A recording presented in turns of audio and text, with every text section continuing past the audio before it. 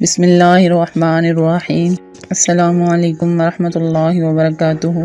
उम्मीद करती हूँ कि आप सब सुनने वाले खैरियत से होंगे। आज मैं आपकी खिदमत में एक नया टॉपिक लेके हाजिर हुई हूँ। आइए चलते हैं अपने टॉपिक की तरफ। आज का सवाल ये है कि मैं आपको नफ्स के टोपे का साइज बड़ा करने का एक बहुत ही आसान सा नुस्खा बताने जा रही हूँ, जिससे आपका नफ्स का टोपा 2 दिन में ही मोटा हो जाएगा। आपको 2 दिन में ही इसका फर्क नजर आना शुरू हो जाएगा और आपको ये नुस्खा खुद हैरत में डाला। तो मेरे प्यारे भाइयों, आपने करना ये है कि आपने एक गिलास गाय का दूध लेना है और इसको अच्छे से उबाल लेना है। फिर इसके बाद आपने दूध को ठंडा कर लेना है। फिर इसके बाद आपको किशमिश के 10 दाने लेने हैं। किशमिश के 10 दाने को खालिद शहद में डालना है। इसके बाद आपने इनको दूध में डालकर रात को सोने से पहले पी लेना है और फिर आप 2 दिन के बाद खुद फर्क महसूस करेंगे। ये थी हमारी आज की वीडियो, आज का टॉपिक। उम्मीद करती हूँ कि हमारा आज का टॉपिक आपको अच्छा लगा होगा।